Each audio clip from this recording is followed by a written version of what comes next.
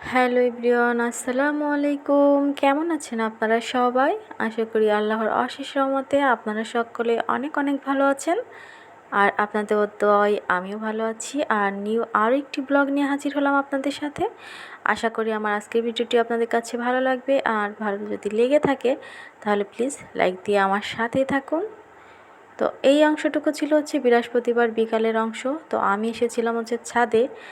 আর ছাদ থেকে আমার শুকনা কাপড়গুলো নিয়ে এখন আমি চলে যাচ্ছি নিচে। আর আন্টিদের এই জায়গাটা আমার এত বেশি ভালো লাগে, অনেক সুন্দর সুন্দর গাছ।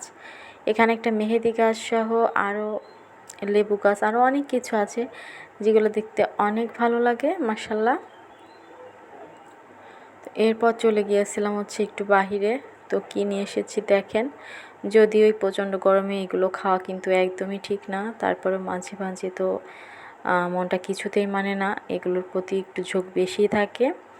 তো এখানে নিয়ে এসেছিলাম একটা বার্গার, তারপর নিয়ে এসেছিলাম চটপটি, সেই কিমা চটপটি যেটা আগে একদিন খেয়েছি।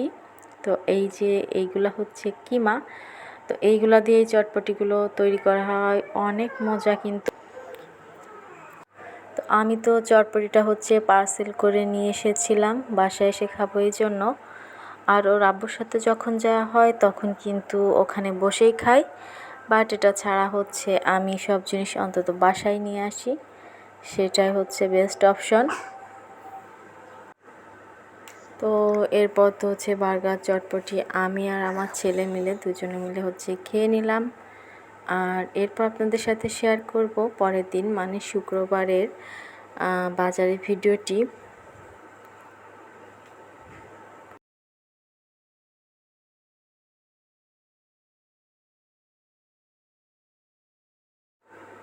শুক্রবারের সকাল সবাইকে জানাই জুম্মা মোবারক। আর সমস্ত চলে এসেছি বাসায়। যদিও এই মুহূর্তটা কিন্তু আমার শরীরটা এত বেশি খারাপ যেটা বলার বাহিরে। তারপরে এই ভিডিওটুকু করেছিলাম, বাজারগুলো বের করতেছিলাম তাই। তো এই কাঠফাটা রৌদ্রে বাজার করতে গিয়ে আমার অবস্থা ভীষণ খারাপ। আজকে সকালে ঘুম থেকে উঠে পড়েছি প্রচণ্ড গা জ্বালা পোড়া নিয়ে।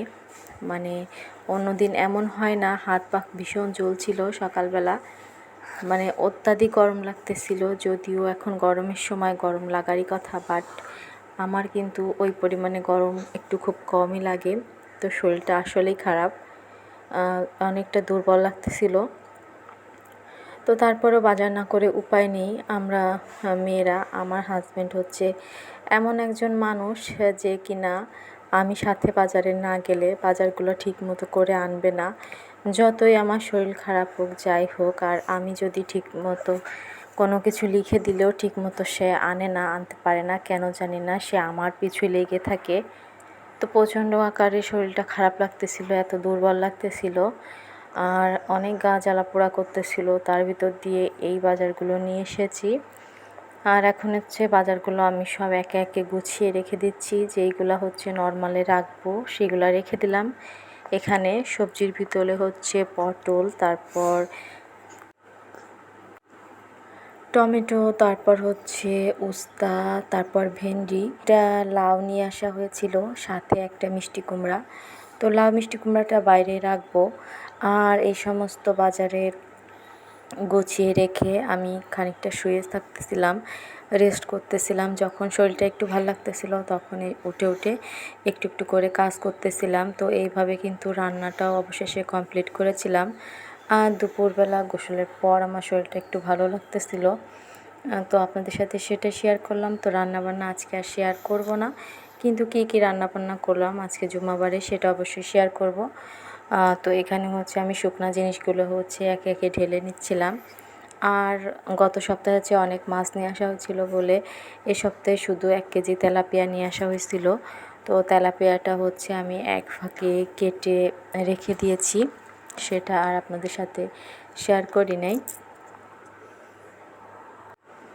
আর আপনারা যারা আমার ভিডিওটি দেখছেন কিন্তু একটা লাইক দেননি, প্লিজ একটা লাইক দিবেন।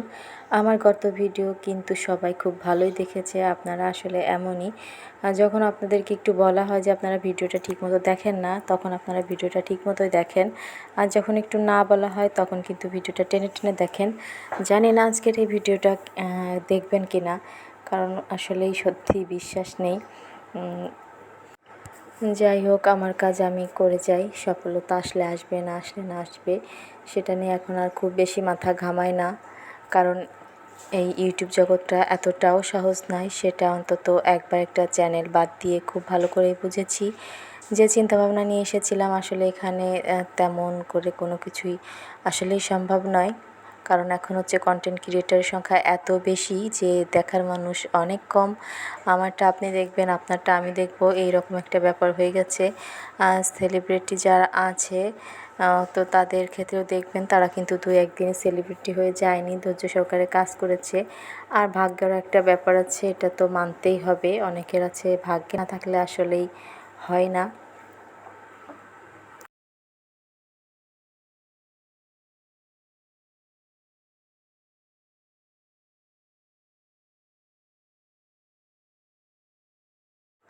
তো বকবক করতে করতে কিন্তু আমি বাজারগুলো একে একে সব কিছুই গুছিয়ে নিয়েছি। তারপর হচ্ছে আর ফোনটা আর হাতে নেয়নি, এই ভিডিওটুকুই একবারে করে রেখেছিলাম। তো এরপর হচ্ছে রান্নার শেষে হচ্ছে আপনাদের সাথে শেয়ার করতেছি।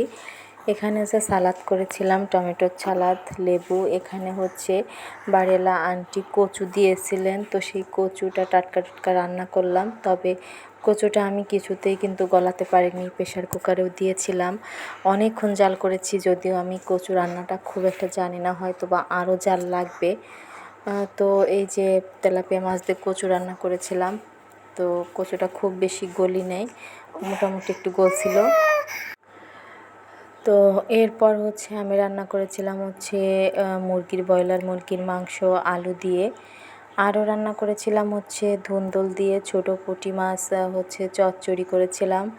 তো এই ছিল মজার মজার খাবার আমার। তো অনেক কষ্ট করে বাজার করে এই রান্নাগুলো করেছি, আপনাদের সাথে শেয়ার করলাম। আর এখন হচ্ছে বসে বসে খাওয়া দাওয়ার পালা। খাওয়ার আগে একটু শেয়ার করে দিলাম আপনাদের সাথে। তো দেখা হবে হচ্ছে নতুন কোনো ভিডিও নিয়ে। সেই পর্যন্ত আপনারা সবাই ভালো থাকবেন, সুস্থ থাকবেন, অবশ্যই দোয়া করবেন আমাদের জন্য। আল্লাহ হাফেজ।